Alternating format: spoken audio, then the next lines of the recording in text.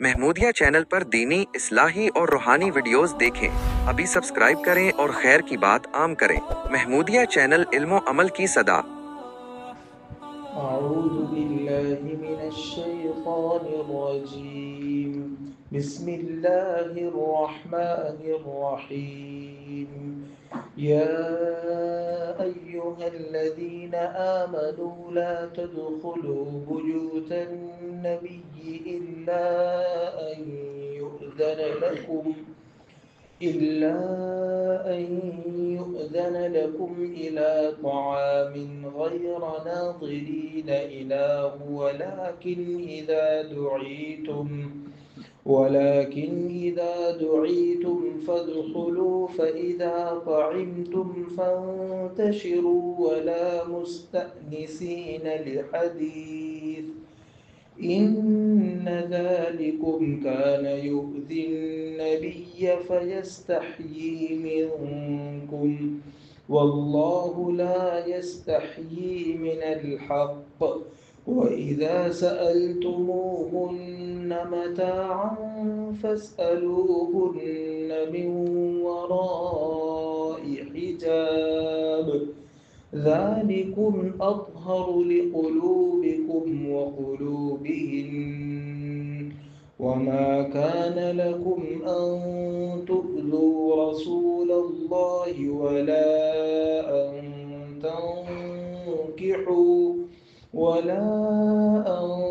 تنكحوا أزواجه من بعده أبدا إن ذلكم كان عند الله عظيما إن تبدوا شيئا أو تخفوه فإن الله كان بكل شيء عليما لا جناح عليهن في آبائهن ولا أبنائهن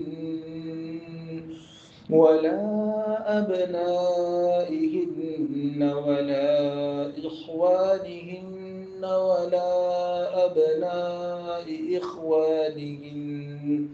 ولا أبناء إخوانهن ولا أبناء أخواتهن ولا نسائهن ولا ما ملكت أيمانهن واتقين الله إن الله كان على كل شيء شهيدا صدق اللہ العظیم۔ محترم بھائیوں، دوستوں، بزرگوں، سورہ احزاب کی آیت نمبر 53، 54 اور 55 کل 3 آیتیں اس وقت ہمارے سامنے تلاوت کی گئی۔ ان 3 آیتوں میں اللہ تعالیٰ نے دعوت میں حاضر ہونے کے، کسی کے گھر میں جانے کے اور دعوت میں وہاں کھانے کے سلسلے کے کچھ آداب بیان فرمائے ہیں۔ ان آیات کا شان نزول کیا ہے؟ ان آیات کا شان نزول، بیک گراؤنڈ جس کی وجہ سے یہ آیات نازل ہوئی، دراصل یہ ہے کہ عربوں میں ایک بری عادت اس زمانے کے بعض لوگوں میں یہ تھی کہ بن بلائے کسی کی دعوت میں چلے جاتے تھے۔ ایک تو بن بلائے کسی کی دعوت میں جانے کا طریقہ یہ ہے کہ آدمی کو دعوت نہیں ہے اور وہ وہاں پہنچ جائے، جیسا آج کل ہمارے یہاں بھی ہوتا ہے۔ بہت سی دعوتوں میں، خاص کر کے ایسی دعوتوں میں جو بڑی دعوتیں ہوتی ہیں، وہاں یہ سوچ کر آدمی پہنچ جاتا ہے کہ مجھ کو کون دکھتا ہے، کون پہچانتا ہے۔ اگر لڑکی والوں کی طرف سے پوچھا جائے کہ بھائی تم کس کی طرف سے ہو، تو آدمی کہہ دیتا ہے کہ ہم لڑکے والوں کی طرف سے ہیں، اور لڑکے والوں کی طرف سے پوچھا جائے تو کہہ دیتا ہے کہ لڑکی والوں کی طرف سے ہیں۔ تو آدمی یوں سمجھتا ہے کہ میں نے ہوشیاری اور چالاکی سے کسی کی دعوت ہڑپ لی اور میں نے کھانا کھا لیا۔ بات یہ ہے کہ شریعت اس کی اجازت نہیں دیتی ہے۔ عربوں میں ایسا بعض لوگ کرتے تھے، بعض لوگ اس کا طریقہ ہی اپناتے تھے بن بلائے دعوت میں جانے کا، کہ جس مثلا حضور صلی اللہ علیہ وسلم کے گھر ہی کی بات لے لیجئے، بعض لوگوں کی عادت ہو گئی تھی کہ آپ صلی اللہ علیہ وسلم کے گھر میں جس وقت کھانے کے لیے آپ بیٹھتے تھے اس سے کچھ دیر پہلے کسی بھی بہانے، کسی بھی مسئلے کے پوچھنے کے بہانے وہاں پہنچ جاتے تھے۔ اب ظاہر ہے حضور اکرم صلی اللہ علیہ وسلم جب گھر میں کھانے کے لیے بیٹھیں گے تو منع تو نہیں کریں گے، یا تو ان کے ہوتے ہوئے گھر والے دسترخوان نہیں بچھائیں گے، اور اگر بچھائیں گے تو اتنے سارے لوگوں کا کھانا کہاں سے آئے۔ تو اس زمانے میں یہ بھی بعض لوگوں نے عادت بنا لی تھی کہ لوگوں کے گھروں میں کھانے کے اوقات سے کچھ دیر پہلے پہنچ جاتے تھے، جس سے ان کو یا تو کھانا کھانے میں دقت ہوتی، یا اگر کھانا کھاتے تو پھر ان کو بلانا پڑتا۔ تو یہ بھی ایک طریقہ تھا بغیر بلائے کسی کے گھر مہمان بن جانے کا۔ اور ان آیات کے شان نزول کا ایک واقعہ وہ بھی ہے جو حضرت انس رضی اللہ عنہ سے مروی ہے، فرماتے ہیں کہ میں ان آیات کا شان نزول تم میں سب سے زیادہ جاننے والا ہوں۔ یہ آیتیں دراصل نازل ہوئی تھی حضرت زینب بنت جحش رضی اللہ عنہ کے نکاح کے ولیمے میں۔ اس سے پہلے حضرت زینب بنت جحش رضی اللہ عنہ کا حضرت زید بن حارثہ رضی اللہ عنہ کے ساتھ نکاح، پھر طلاق، اور پھر حضور سے نکاح، پوری تفصیل اسی صورت میں گزر چکی ہے۔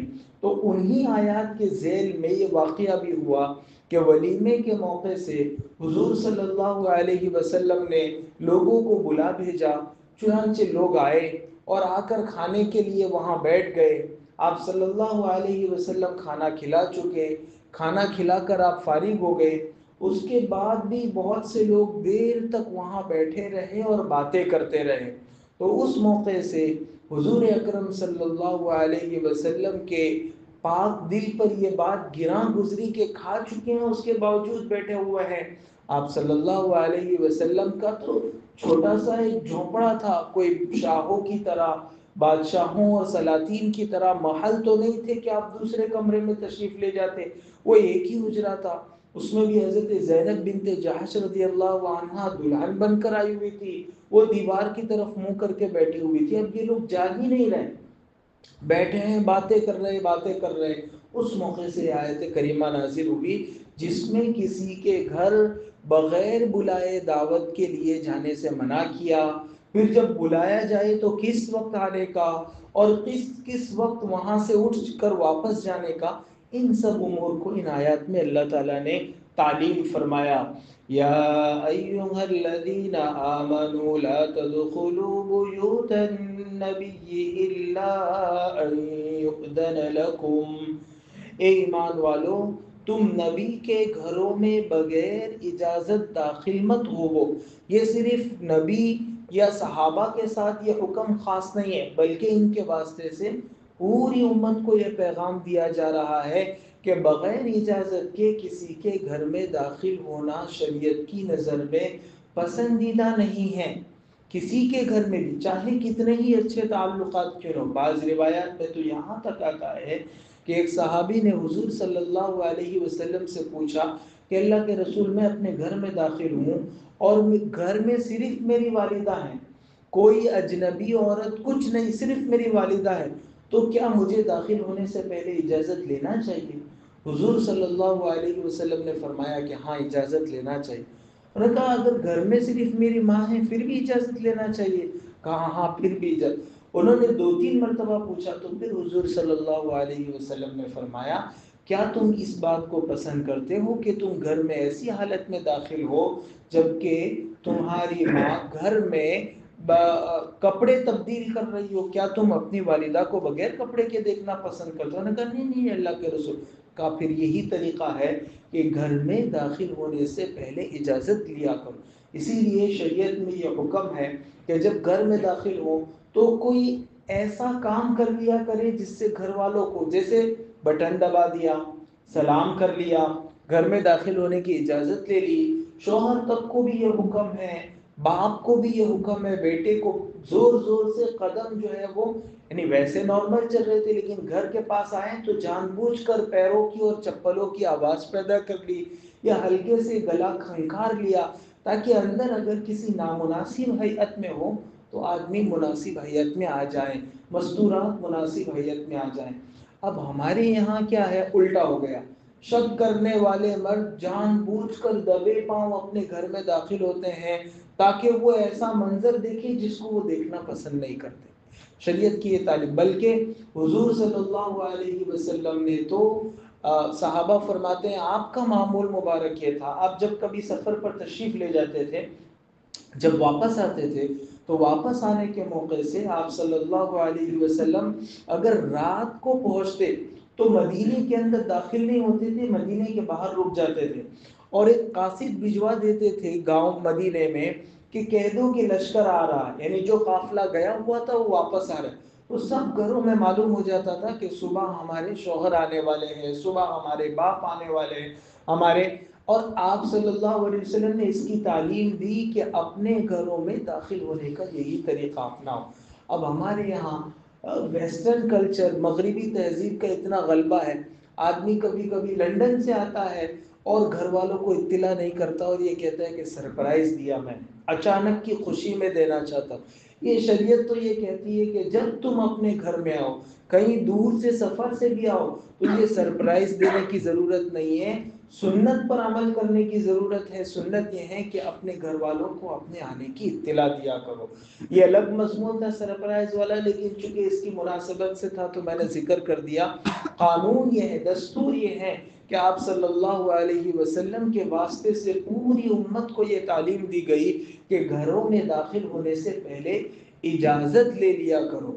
اب اجازت لینے کا قرآن کریم ہی کی دوسرے مواقع سے یہ حکم بھی آیا ہے کہ اگر آپ کسی کے دروازے پر ہوں اور آپ نے اس کو کھٹکھٹایا، اجازت طلب کرنا چاہا اندر داخل ہونے کے لیے، جواب نہیں ملا، دوسری مرتبہ کھٹکھٹایا، جواب نہیں ملا، تیسری مرتبہ کھٹکھٹایا، جواب نہیں ملا، تو اب ادب یہ ہے کہ وہاں سے واپس پلٹ جاؤ۔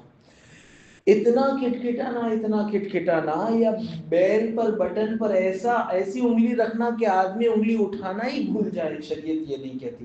کیا معلوم وہ اندر جو آدمی ہے وہ اس وقت آپ سے ملنا پسند نہیں کرتا۔ تو اسی لیے آپ دیکھیں یہ جو ہمارے تبلیغی بھائی گھش کے لیے جاتے ہیں تو گھش میں وہ ایک تو وہ انہی آیات پر عمل کرتے ہیں، گھر کے بالکل سامنے نہیں کھڑے رہتے ہیں بلکہ دروازے کی ایک طرف کو کھڑے رہتے ہیں۔ آپ صلی اللہ علیہ وسلم کی یہ بھی تعلیم تھی، اور علماء نے اپنی کتابوں میں لکھا ہے کہ گھر میں داخل ہوتے وقت اگر کسی گھر میں اجازت طلب کرو تو بیچ دروازے میں داخل ہو کر، بلکہ ایک طرف دائیں یا بائیں طرف کھڑے رہ کر۔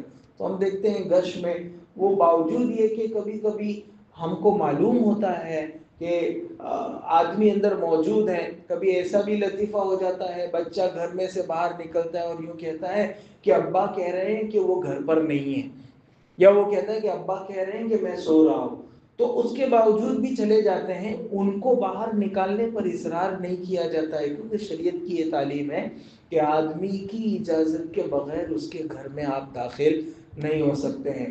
بعض حضرات یہی حال جو ہے وہ فون میں بھی ہوتا ہے، جب کسی کو کال کرتے ہیں تو کال پہ کال ایک ساتھ 12 مس کال کر دیتے ہیں، 24 مس کال کر دیتے ہیں۔ بھائی سامنے والے کو اگر ابھی علم نہیں ہے، سائلنٹ ہے، اگر ابھی علم نہیں ہے یا علم ہے اور وہ ابھی اس وقت اٹھانا نہیں چاہتا تو آپ اس کو مجبور نہیں کر سکتے ہیں بات کرنے کے لیے۔ تو شریعت کی تعلیم یہ ہے کہ کسی دعوت میں بھی یا کسی کے گھر میں بھی ایک تو بغیر اجازت کے داخل نہ ہو، وہ الا ان یؤذن لکم، مگر یہ کہ تمہارے لیے اجازت دے دی جائے۔ اس میں یعنی تم کو کھانے کے لیے دعوت کے لیے بلایا جائے تو اس وقت اس دعوت میں تم شرکت کر سکتے ہو۔ یہاں اللہ تعالیٰ نے لفظ استعمال فرمایا الا ان یؤذن لکم، اور مفسرین اس کا مطلب یہ بیان کرتے ہیں مگر یہ کہ تم کو دعوت دی جائے، تو یہاں دعوت کے بجائے اجازت کا لفظ استعمال فرمایا۔ اس پر مفتی سعید صاحب رحمۃ اللہ علیہ کہتے ہیں کہ بڑوں کے گھروں پہ دعوت نہیں ہوتی، بڑوں کے گھر پہ اجازت مل جانا یہ بھی بڑی سعادت کی بات ہے، اور یہ تو حضور صلی اللہ علیہ وسلم کے گھر کی بات ہے۔ تو آپ کے گھر کسی کو بلانا تو بڑی بات ہو گئی، کسی کو صرف اجازت بھی مل جائے تو یہ بھی اس کے لیے سعادت کی بات ہے۔ اس کی طرف اشارہ کرنے کے لیے اللہ تعالیٰ نے یہاں الا ان یؤذن لکم کی تعبیر استعمال فرمائی۔ پھر آگے فرمایا غیر ناظرین اناہ، اس کا ترجمہ یہ ہوتا ہے مگر اللہ یہ کہ تم کو کھانے کے لیے آنے کی اجازت دے دی گئی ہو، وہ بھی اس طرح آگو کہ تم کو اس کھانے کے پکنے کے انتظار میں بیٹھے نہ رہنا پڑے۔ ایک تو دعوت کے ساتھ آنا ہے، بغیر دعوت کے نہیں آنا۔ دعوت دے دی جائے تو بھی اس وقت آنا ہے جس وقت بلایا جائے۔ مثلا دعوت میں کہا گیا ہے کہ آپ 11 بجے ہمارے گھر تشریف لائیں، آپ کی دعوت ہے۔ اب آدمی صبح 8 بجے پہنچ جائے گھر میں، اور 8 بجے سے لے کر 11 بجے تک، اس سے میزبان کو کوفت ہوتی ہے کہ میرا مہمان آ گیا، مجھ کو جلدی جلدی پکا کر اس کی خدمت میں پیش کرنا چاہیے۔ پھر یہ کہ آدمی گھر میں اپنے کام کاج میں الجھا ہوتا ہے، اپنے گھر کی مستورات کھانا بنانے اور اس میں مصروف ہوتی ہے، اور ان مہمانوں کی بے وقت آمد ان کے اپنے کھانا پکانے وغیرہ کام کاج کرنے کے سلسلے میں رکاوٹ بنتی ہیں۔ تو اس کا بھی لحاظ ہونا چاہیے کہ جس وقت بلایا جائے اسی وقت آوے، وقت سے پہلے نہ آوے۔ ایک تو اس آیت کریمہ میں یہی بتایا ہے کہ وقت سے پہلے نہ آوے۔ میں اس میں ایک اور چیز شامل کرتا ہوں جو ہمارے زمانے کی بڑی بری عادت ہو گئی ہے، وقت کے بعد بھی نہ آوے، اس سے بھی مہمان میزبان کو تکلیف ہوتی ہے۔ ابھی ہمارے دیہاتوں میں تو ایسا نہیں ہے، لیکن شہروں کی دعوتوں میں، ہمارے سورت میں اور اس طرح اطراف کے شہروں کی دعوتوں میں معلوم ہوا کہ شام کا کھانا رکھا گیا ہے، 8-9 بجے آپ جائیں گے تو کوئی نظر نہیں آئے گا۔ کھانا شروع ہوتا ہے 11 ساڑھے 11 کو، لوگ آتے ہیں اور رات بھر جو ہے وہ کھانا چلتا رہتا ہے، خرافات ہوتی رہتی ہے، اور پھر سب کی فجر کی نماز غائب ہو جاتی ہے۔ تو جس وقت بلایا جائے اس وقت آنا چاہیے، نہ وقت سے پہلے اور نہ وقت کے بعد اتنی تاخیر کر کے۔ ہمارے ایک جاننے والے انہوں نے بتایا، رات کو 11 بجے انہوں نے اپنے ایک دوست کو فون کیا، کہا ہم وہ یا لاجپور میں کسی جگہ کسی ہوٹل میں دعوت تھی، ابھی 11 بجے ہے، میں آیا ہوا وہ اپنی گاڑی لے کے، میری پہلی گاڑی ہے جو ابھی یہاں آئی ہے، ابھی تو لوگ آئیں گے۔ رات کے 11 بجے ابھی تک کوئی کھانے کے لیے پہنچا نہیں ہے۔ ویسے بھی تو شریعت میں اس سے پہلے بھی یہ بات آئی ہے کہ عشاء کے بعد دیر تک جاگنا، بلا وجہ باتیں کرنا، اس کی شریعت میں کہاں اجازت ہے؟ تو جیسے اس آیت میں یہ بیان کیا کہ وقت سے پہلے دھمکتے ہیں، ایسے ہی اس آیت میں یہ چیز بھی شامل ہو گئی کہ وقت کے بعد تاخیر سے آنا یہ بھی میزبان کی تکلیف کا سبب ہوتا ہے، یہ بھی نہیں ہونا چاہیے۔ دو حکم ذکر کیے، ایک تو بغیر دعوت کے نہیں جانا، دوسرا دعوت میں جس وقت بلایا جائے اس وقت جانا ہے۔ تیسرا آگے اللہ تعالیٰ فرماتے ہیں وَلَكِنْ إِذَا دُعِيتُمْ فَادْخُلُوا، لیکن جب تم کو بلایا جاوے تب تم جاؤ، فَإِذَا طَعِمْتُمْ فَانْتَشِرُوا وَلَا مُسْتَأْنِسِينَ لِحَدِيثٍ، اور پس جب تم کھانا کھا چکو تو اٹھ کر چلے جاؤ اور آپس میں باتوں میں جی لگا کر بیٹھے مت رہو۔ جس کے یہاں کھانے کے لیے گئے، ایک تو یہ کہ ہمارے رشتہ دار ہیں، ان کی دوست احباب ہے، اور معلوم ہے کہ کھانے کے بعد ابھی بکواس دیا جائے گا، ابھی آئس کریم کا دور چلے گا، ابھی بیٹھ کے دوست لوگ آپس میں باتیں کریں گے، وہاں تو کوئی حرج نہیں۔ لیکن کسی ایسے گھر میں گئے ہیں آپ جہاں یہ معمول نہیں ہے، تو پھر وہاں کھا یا اس جگہ کھانے کے بعد ابھی اور لوگوں کو کھانے کے لیے بٹھانا ہے۔ اب یہ صاحب ہے کہ بیٹھے ہیں دسترخوان، ابھی تو ایک ایسی بری بلائی ہو گئی کہ دسترخوان پر بیٹھ کر ہی باتیں کرتے رہتے ہیں، اٹھتے نہیں ہیں، دیکھتے نہیں ہیں کہ پیچھے لوگ انتظار کے لیے۔ یہ ساری چیزیں مسلمان کو تکلیف پہنچانے میں داخل ہے۔ اور ہمارے صوفیہ حضرات، خانقاہ والے، وہ تو یہ کہتے ہیں کہ سارے تصوف کا خلاصہ یہ ہے کہ آدمی کو کی اپنی ذات سے کسی کو بھی تکلیف نہ پہنچے، کسی کو نہیں، نہ ہم انسانوں کو، نہ حضور صلی اللہ علیہ وسلم کو۔ آگے اسی آیت میں یہ بھی آ رہا ہے کہ مسلمان کی شان نہیں ہے کہ وہ آپ صلی اللہ علیہ وسلم کو تکلیف پہنچائے۔ تو یہ بھی اس مضمون میں داخل ہے کہ آدمی کسی کے گھر دعوت کے لیے جائے، بلایا گیا ہے، وقت پر پہنچا، کھانا ہو چکا، اب کھانے کے بعد مقصد پورا ہو گیا، فَإِذَا طَعِمْتُمْ فَانْتَشِرُوا، کھا لو تو اب جو ہے وہ اس گھر والوں کا شکریہ ادا کر کے ان کو دعا دے کر اب چلے جاؤ۔ وہاں رات کو 11:30-12 بجے تک بیٹھے رہنا، اس گھر کے بچے سب اونگ رہے ہیں، کوئی یہاں سو رہا ہے وہاں سو، گھر والوں کو ابھی اپنے کام سمیٹنے ہیں، ابھی مستورات کو اپنے برتن دھونا ہے، ان سب چیزوں کی ان صاحب کو کوئی پرواہ نہیں ہے، اور پورا لشکر لے کر گھر میں ڈیرا ڈالے ہوئے ہیں، وہاں سے جا ہی نہیں رہے۔ یہ میزبان کو، دعوت دینے والے کو تکلیف پہنچانے کا سبب ہے۔ اور جیسا کہ میں نے شروع میں کہا کہ یہ آیت اسی پس منظر میں نازل ہوئی تھی، یہی اس کا بیک گراؤنڈ تھا کہ حضرت زینب بنت جحش رضی اللہ عنہا کے ولیمے میں بعض حضرات آ گئے اور آپ صلی اللہ علیہ، حضرت انس کی روایت ہے کہ آپ صلی اللہ علیہ وسلم ان کا انتظار کرتے رہے، وہ آپس میں باتیں کر رہے، پھر آپ صلی اللہ علیہ وسلم اکتا کر آپ باہر چلے گئے کہ شاید میرے باہر چلے جانے سے ان کو شرمندگی ہو اور یہ لوگ باہر نکل آئیں۔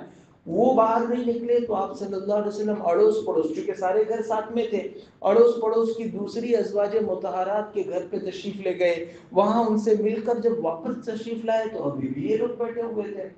پھر حضور اکرم صلی اللہ علیہ وسلم کو بہت گرا گزرا، اور جب دوبارہ آپ صلی اللہ علیہ وسلم تشریف لائے اس وقت ان کو محسوس ہوا کہ ہم سے غلطی ہو گئی، اور وہ اٹھ کر باہر گئے۔ جیسے ہی وہ اٹھ کر باہر گئے، حضور اکرم صلی اللہ علیہ وسلم تھوڑی دیر کے بعد باہر تشریف لائے، اور وہاں حضرت انس رضی اللہ عنہ جو آپ کے گھر کے خادم تھے وہ وہاں موجود تھے، تو کہا کہ انس ابھی یہ آیتیں اتری میرے پر، اور پھر وہ ساری یہ آیتیں حضور اکرم صلی اللہ علیہ وسلم نے ان کو سنائی۔ اسی لیے حضرت انس رضی اللہ عنہ کہتے تھے کہ ان آیات کا شان نزول کیا ہے، کیوں یہ آیتیں اتری، اس کو سب سے زیادہ صحابہ کے مجمع میں جانتا ہوں، کیونکہ جو واقعہ ہوا تھا اس وقت میں وہی موجود تھا اور میں نے اپنی آنکھوں سے وہ واقعہ دیکھا تھا۔ فَإِذَا طَعِمْتُمْ فَانْتَشِرُوا وَلَا مُسْتَأْنِسِينَ لِحَدِيثٍ، بس جب تم کھانا کھا چکو تو اٹھ کر چلے جاؤ اور آپس میں باتوں میں جی لگا کر بیٹھے مت رہو۔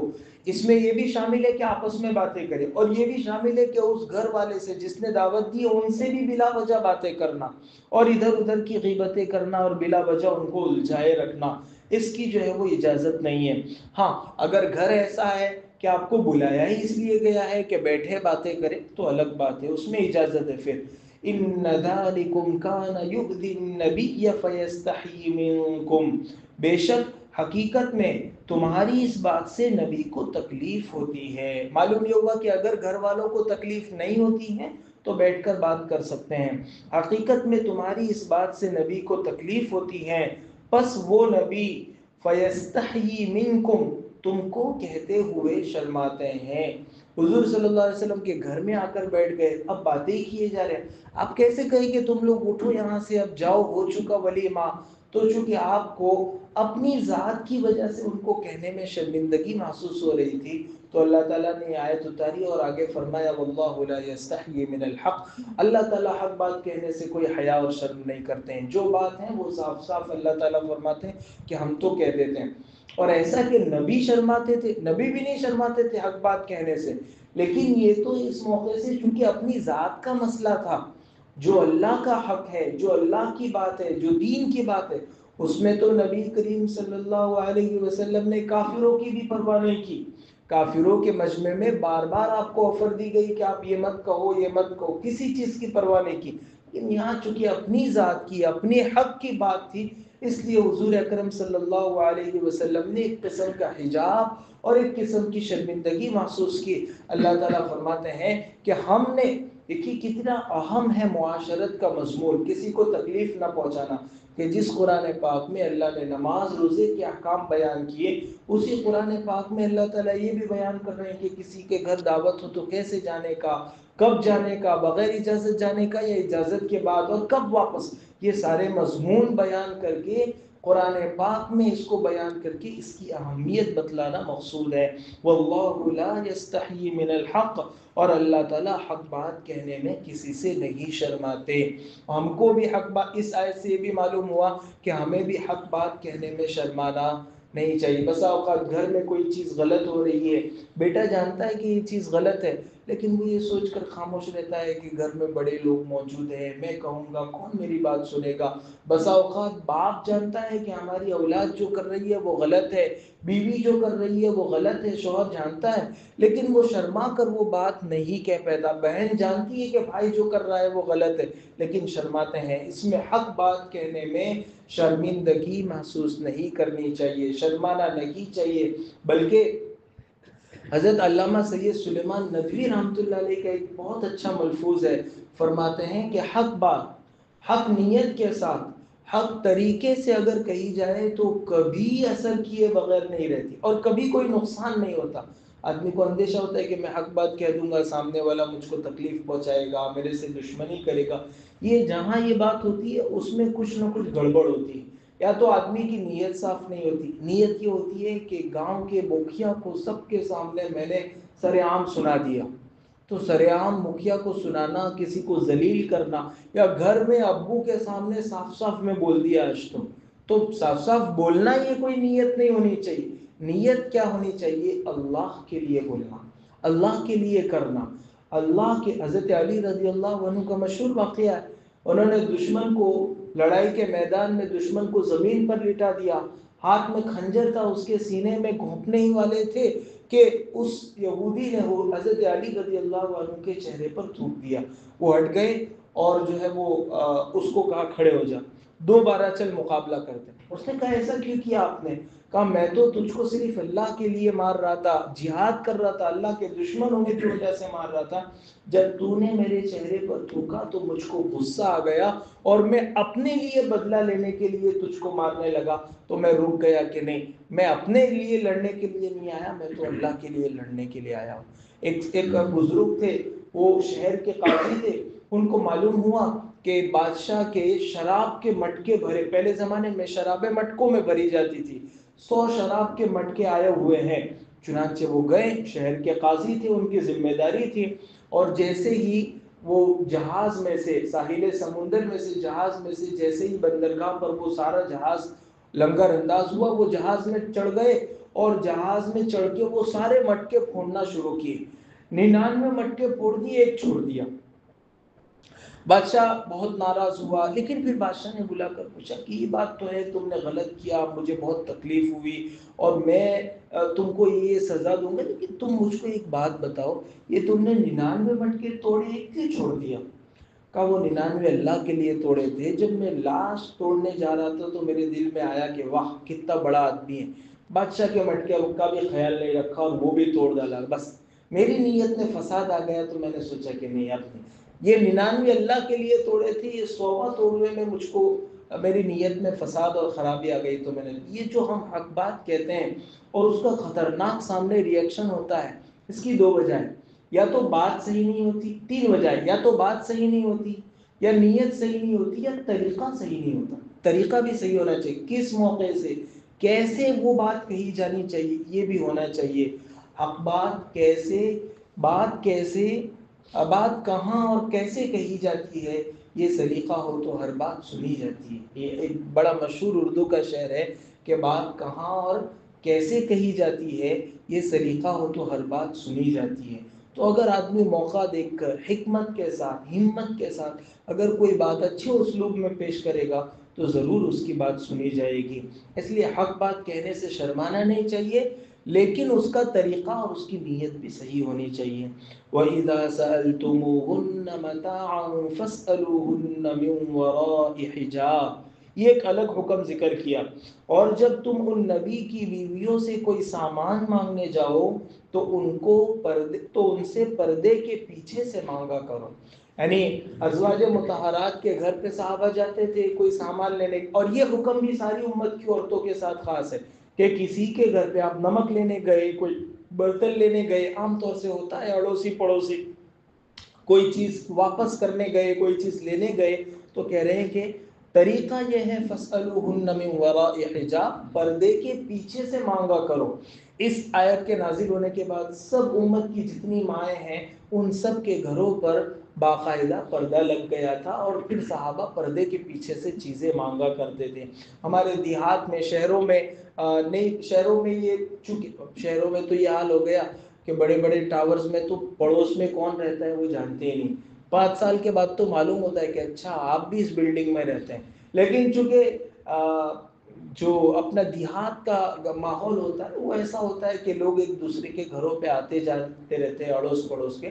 جو بالغ حضرات ہیں، مرد حضرات ہیں، اور جو بالغ عورتیں ہیں ان کو اس کا خیال رکھنا چاہیے، کسی کے گھر میں بھی اس طرح گھسنا نہیں چاہیے، اور اگر کوئی چیز مانگنی ہے تو پردے کے پیچھے گھر کے دروازے کے باہر کھڑے رہ کر مانگنا چاہیے، نہ یہ کہ وہ خالہ کے نام پہ آدمی کچن تک اندر چلا جائے۔ ذالکم اطہر لقلوبکم وقلوبہن، یہ طریقہ تمہارے دلوں کو یعنی مردوں کے دلوں کو اور ان کے دلوں کو یعنی عورتوں کے دلوں کو پاک رکھنے کا بہترین ذریعہ ہے۔ گھر کے دروازے کے باہر سے مانگنا قرآن کہتا ہے کہ دلوں کے پاک رکھنے کا ذریعہ ہے۔ اندر داخل ہوگے، شیطان طرح طرح کے وسوسے ڈالے گا، آئندہ گناہ میں پڑنے کا خطرہ رہے گا۔ مفتی شفیع صاحب رحمۃ اللہ علیہ تو اس آیت میں فرماتے ہیں کہ یہ کس کو کہا جا رہا ہے؟ یہ ان پاک بیویوں کو کہا جا رہا ہے جن کے بارے میں خود قرآن پاک میں ابھی چند صفحات پہلے اللہ نے فرمایا لِيُذْهِبَ عَنْكُمُ الرِّجْسَ أَهْلَ الْبَيْتِ وَيُطَهِّرَكُمْ تَطْهِيرًا۔ اللہ فرماتے ہیں کہ ہم تمہارے دلوں کی گندگی کو پاک کر دیتے ہیں۔ جس اللہ نے ان پاک بیویوں کے متعلق فرمایا کہ دلوں کی گندگی صاف کر دیتے ہیں، اور سامنے لینے والے کون؟ گھر کے دروازے کے باہر ابو بکر، عمر، عثمان، علی، سعد، زید، خالد، اتنے بڑے بڑے جلیل القدر صحابہ جن کو حضور اکرم صلی اللہ علیہ وسلم نے سارے صحابہ کو دنیا میں جنت کی بشارت دی، اللہ کی رضامندی کی بشارت دی، قرآن پاک نے اللہ کی رضامندی کی گواہی دی۔ ایسے لوگوں کو یہ کہا جا رہا ہے کہ اگر گھر کے دروازے سے باہر مانگو گے تو ادھر بھی اور ادھر بھی، اندر عورتوں کے لیے بھی اور باہر مردوں کے لیے بھی، دل کے صاف رکھنے کا بہترین ذریعہ ہے۔ اور اگر اس پر عمل نہیں کیا تو پھر گاؤں میں واقعات پیش آئیں گے، پھر شہروں میں کیس بنیں گے، پھر آدمی کو جو ہے وہ لوگوں کو تعجب ہوتا ہے کہ اچھا ایسا تو کبھی ہوا ہی نہیں ہے، ایسا تو ہوتا ہی نہیں۔ یہ سارا تب ہوتا ہے جب شریعت کے اس حکم کو فالو نہیں کیا جاتا۔ اسی لیے شریعت یہ کہہ رہی ہے کہ اس حکم کو سامنے رکھا جائے، کسی کے گھر سے کوئی چیز مانگی جائے تو پردے کے پیچھے سے مانگی جائے۔ یہ طریقہ مردوں اور عورتوں دونوں کے دلوں کو پاک رکھنے کا بہترین ذریعہ ہے۔ وَمَا كَانَ لَكُمْ أَن تُؤْذُوا رَسُولَ اللَّهِ، اور تمہارے لیے بالکل جائز نہیں ہے کہ تم اللہ کے رسول کو تکلیف دو۔ چونکہ اس واقعے سے حضور کو تکلیف پہنچی تو ایمان والوں کو تنبیہ کی جا رہی ہے کہ تمہارے لیے بالکل جائز نہیں ہے کہ تم اللہ کے رسول صلی اللہ علیہ وسلم کو تکلیف دو۔ ہمارے لیے بھی جائز نہیں ہے کہ ہم اللہ کے رسول صلی اللہ علیہ وسلم کو تکلیف دیں۔ ہم کیسے حضور کو تکلیف دیتے ہیں؟ حضرت عبداللہ ابن مسعود رضی اللہ عنہ کی روایت ہے کہ امت کے اعمال حضور صلی اللہ علیہ وسلم کی خدمت میں پیش کیے جاتے رہتے ہیں۔ آپ صلی اللہ علیہ وسلم، وہ اعمال اچھے ہوتے ہیں تو آپ خوش ہوتے ہیں، وہ اعمال اگر خراب ہوتے ہیں تو اللہ کے رسول صلی اللہ علیہ وسلم امت کے لیے اللہ تعالیٰ سے استغفار کرتے ہیں۔ آپ کے دل پر برا محسوس ہوتا ہے کہ میری امت ایسے اعمال کرتی ہے۔ حضرت تھانوی رحمۃ اللہ علیہ نے اس کی مثال لکھی ہے کہ امت کے گناہ سے حضور کو کیسی تکلیف ہوتی ہے۔ ایک بڑے شاعر تھے ہندوستان میں، وہ ایران میں ان کا کلام پہنچا اور بڑے صوفیانہ اشعار کہتے تھے، تو وہ ایران میں ایک آدمی کو لگا کہ یہ کوئی بڑے اللہ والے ہیں، کوئی بڑے بزرگ آدمی ہیں، تو وہ ایران سے سفر کر کے آیا تاکہ ان صاحب سے ملے، اور لوگوں سے تحقیق کرتے کرتے ہندوستان میں اس مقام تک پہنچا جہاں کے وہ شاعر تھے، اور وہاں تحقیق کی معلوم ہوا کہ فلانے گھر میں ہیں۔ وہاں اجازت لے کر اندر داخل ہوئے تو دیکھا کہ وہ اپنی داڑھی منڈوا رہے تھے، کلین شیو کر رہے تھے، داڑھی منڈوا رہے تھے۔ اس آدمی کو بڑا دھچکا لگا کہ جس کو میں اتنا بڑا بزرگ سمجھ کر میں یہاں آیا تھا وہ تو جو ہے داڑھی منڈوا رہا ہے۔ تو انہوں نے کہا کہ آغا ریش می تراشی، فارسی میں پوچھا کہ جناب آپ اپنی داڑھی منڈوا رہے ہیں؟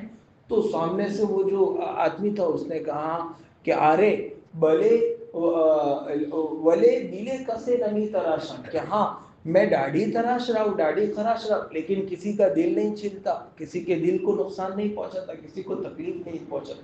وہ صاحب جو آئے ہوئے تھے ان کو بڑا دکھ ہوا اور انہوں نے ایک جملہ کہا کہ آرے دل رسول می خراشی، کہ ہاں تم کسی کو تکلیف تو نہیں دیتے ہیں، لیکن جو دلوں کے سردار ہے، سید القلوب ہے حضور صلی اللہ علیہ وسلم، داڑھی منڈوا کر ان کے دل کو تکلیف پہنچاتے ہوں۔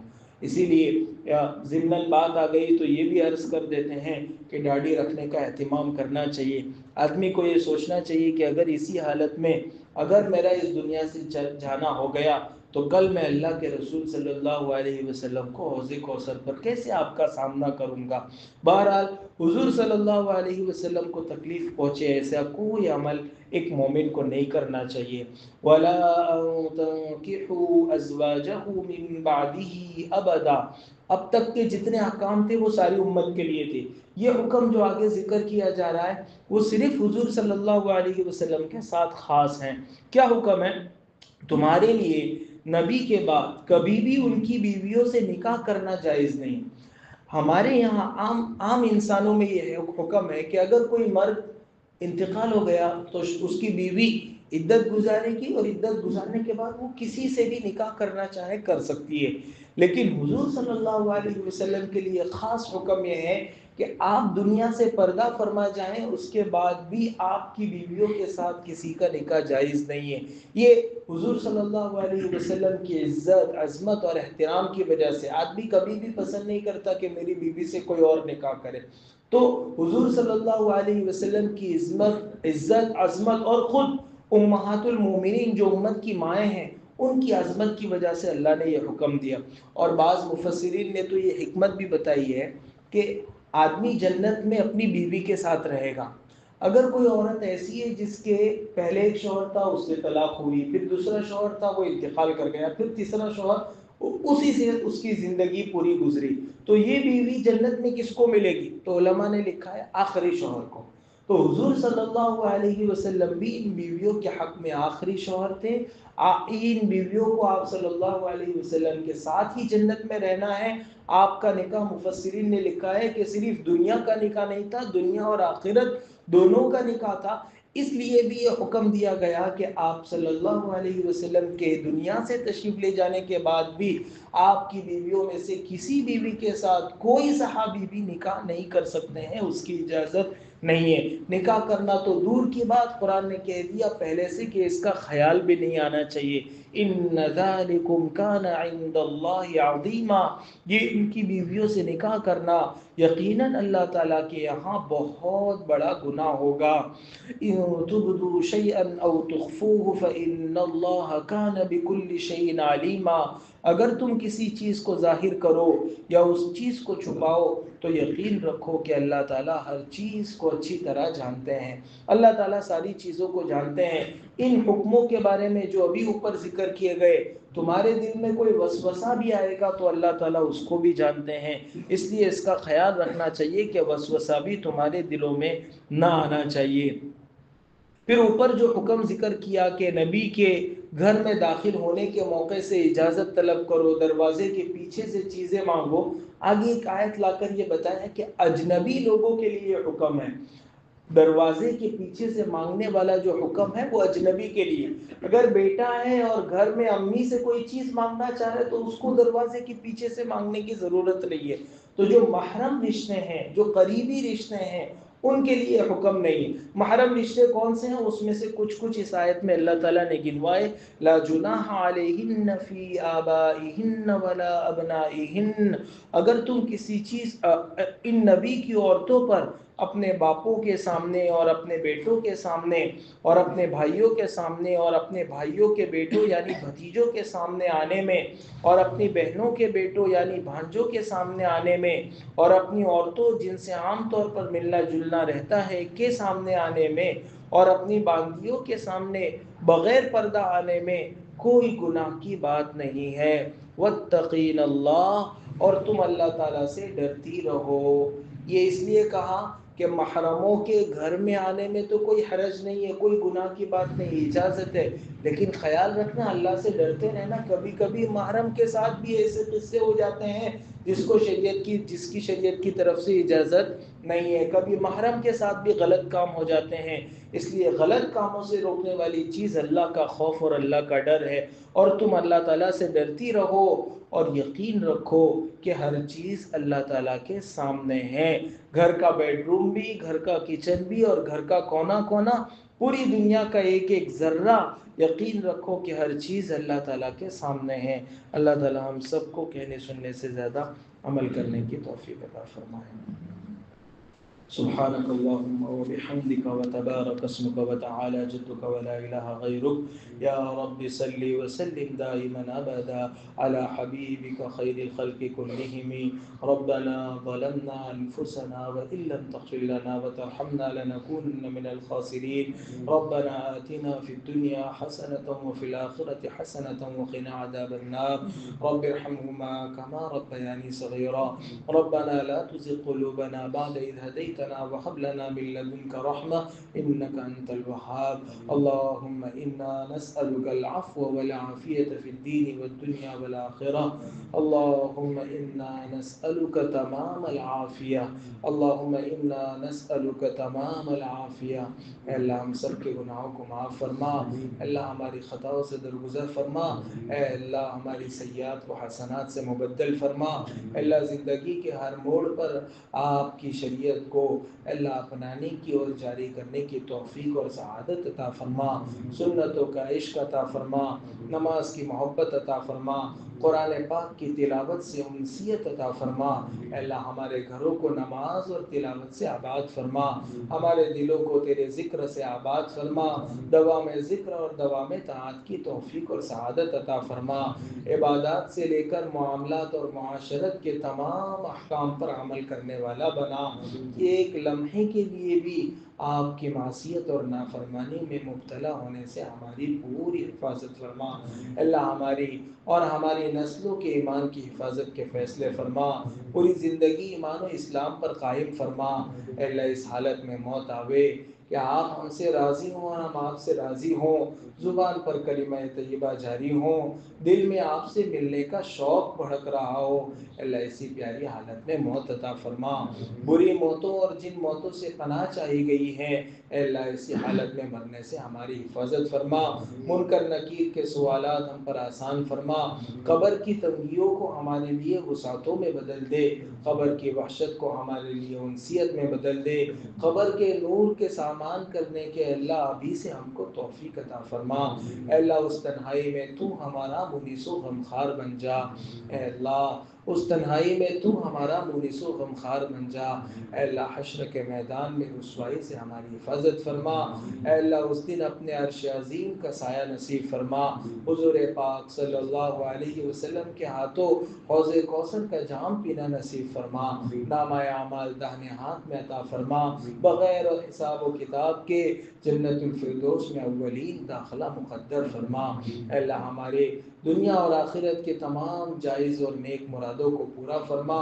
اے اللہ ہمارے اس مل بیٹھنے کو قبول فرما. آخرت میں ہمارے حق میں ذخیرہ بنا. بستی کے حق میں خیر اور برکت کا ذریعہ بنا. ان میں آئی ہوئی باتوں پر عمل کرنے والا بنا. اے اللہ قرآن پاک کی برکت سے ہماری زندگیوں کو ہمارے گھر والوں کی زندگیوں کو اے اللہ پوری بستی والوں کی زندگیوں کو اے اللہ قرآن پاک کی برکت سے اے اللہ بدل دے. اے اللہ صالح انقلاب پیدا فرما.